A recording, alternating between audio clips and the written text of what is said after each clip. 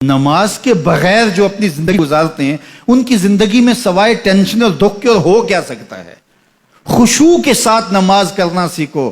نماز پڑھنے کے بعد آپ ہلکے پھلکے پاؤ گے اپنے آپ کو. رقت کے ساتھ اللہ کے حضور گڑ گڑاتے ہوئے سجدے کرو, اس کا اپنا سرور پاؤ گے. اللہ اکبر. لیکن ایک بندہ کہے کہ جناب میں نماز پڑھتا ہوں لیکن ایسی کیفیت تو پیدا نہیں ہوتی, تو شیطان اس کو کہتا ہے کیا فائدہ ایسی نماز پڑھنے کا؟ لوگ بھی کہتے ہیں فلاں بندے سے یہ جرم بھی سرزد ہوتا ہے, نماز بھی پڑھتا ہے, اس کی نماز کو مورد الزام بناتے ہیں. تو بندہ بھی کہتا ہے چھوڑے, نماز نے مجھے کیا فائدہ دیا. لیکن کہا نہیں, نماز نہیں چھوڑنی. پہلے فرمایا نماز میں خشوع کرتے ہیں, یہاں فرمایا نماز کی محافظت کرتے ہیں. اگر کسی وجہ سے خشوع پیدا نہیں ہوتا چھوڑتے پھر بھی نہیں ہے. یہ اللہ کا فریضہ ہے. محدث کچھوچوی علیہ رحمہ سے ان کے ایک مرید نے کہا حضرت نماز پڑھتا ہوں لطف نہیں آتا, مزہ نہیں آتا. تو آپ نے حیرت سے کہا کہ اس کے باوجود پڑھتے تو ہو؟ کہا جی وہ تو اللہ کا حکم ہے, وہ تو پڑھتا ہوں. تو محدث کچھوچوی علیہ رحمہ جھومنے لگے, کہا واہ واہ, تم لطف کے بندے نہیں اللہ کے بندے ہو. تمہیں سرور نہیں آتا پھر بھی پڑھتے ہو, اس کا مطلب ہے تم سرور کے لیے, مزے کے لیے, لطف کے لیے نہیں پڑھتے, تم تو اللہ کے لیے پڑھتے ہو. اللہ اکبر. تو بندہ سرور نہیں بھی آ رہا پھر بھی اپنے آپ کو کھینچ کے لا رہا ہے مسجد کے اندر. خیال تنگ کر رہے ہیں پھر بھی مصلی پہ اپنے آپ کو کھڑا کر رہا ہے. سوچیں اس کو آوارہ پتے کی طرح کبھی ادھر پھینکتی ہیں کبھی ادھر پھینکتی ہیں, لیکن پھر بھی وہ کھڑا ہوا ہے کہ میں نماز پوری کر کے جانی ہے. بار بار کبھی بھولتا ہے لیکن پھر دوبارہ نیت مان کے کھڑا ہو جاتا ہے, نہیں میں پوری کر کے جانی ہے. یہ کیوں کرتا ہے؟ میرے اللہ کا حکم ہے. تو خشوع کی وہ کیفیت نہ بھی ہو تو کہا محافظت پھر بھی کرتے ہیں. یہ خوش نصیب لوگ ہیں. اولئک هم الوارثون, یہ لوگ وارث ہیں.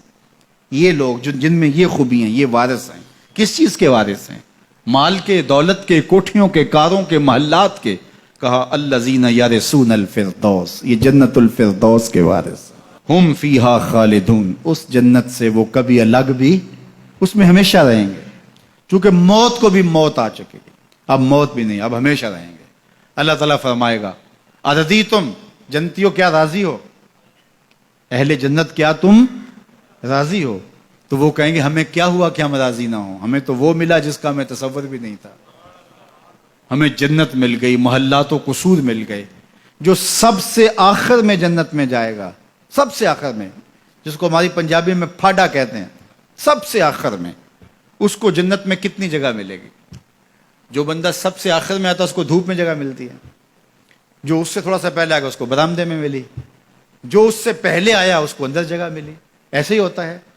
تو جو سب سے آخر میں جائے گا جنت میں تو وہ سب سے بڑا گنہگار ہوگا, اور جہنم کے رگڑے سہ سہ کے وہ جہنم سے نکلے گا سب سے آخر میں. بخاری شریف میں تذکرہ موجود ہے. اللہ کے حضور حاضر ہوگا اور اللہ اس بندے کو کہے گا بتا کیا چاہیے؟ وہ کہے گا مالک مجھے یہ چاہیے. اللہ فرمائے گا لکا ما تمنیت, جو تو نے آرزو کی جا سب کچھ میں نے تیری جھولی میں ڈال دیا, اب جنت میں چلا جائے. اب اس کو تو یہ ہوگا سایہ دیوار میں جگہ مل جائے تو غنیمت ہے, جنت کے کسی درخت کے نیچے جھونپڑا لگا لوں تو کافی ہے, چلو کوئی 2 مرلے کا 3 مرلے کا کٹھیا بھی مل جائے تو کافی ہے. اس کے لیے تو اتنا ہی کافی کہ جہنم سے نکل گیا. لیکن اس کو کہا جائے گا جا جنت میں چلا جا, اور تیرے لیے جنت میں دنیا سے 10 گنا جگہ ہے. دنیا سے, بخاری کی روایت, 10 گنا جگہ. یہ 7 بر اعظم پہ پھیلا ہوا جہاں, اور اس کو 10 سے ضرب دیں, اتنی جگہ اس کی ہے جو سب سے آخر میں جائے گا. جب اللہ یہ فرمائے گا تو وہ کہے گا اتسخر وانت الملک, میرے رب تو مجھے رب ہو کے مذاق کر رہا ہے, مالک ہو کے مجھ سے مذاق کر رہا ہے, بادشاہ ہو کے مجھ سے مذاق کر رہا ہے. اس کو لگے گا ہی نہیں کہ مجھ کو, میں ساری زندگی پاپ کرنے والا لیکن ایمان کا چراغاں تو اندر تھا. اللہ اکبر. آج نکلے گا تو جنت میں سب سے آخر جانے والے شخص کو کتنی جگہ ملے گی؟ دنیا سے 10 گنا جگہ دنیا سے سب سے آخری شخص کو, پھاٹے شخص کو ملے گی. پھر بلال حبشی کی جاگیروں کا عالم کیا ہوگا, ابو بکر و عمر کی جاگیروں کا عالم کیا ہوگا, بابا فرید گنج شکر داتا گنج بخش علی اجویری, شیخ احمد مجدد الف ثانی کی جاگیروں کا عالم کیا ہوگا.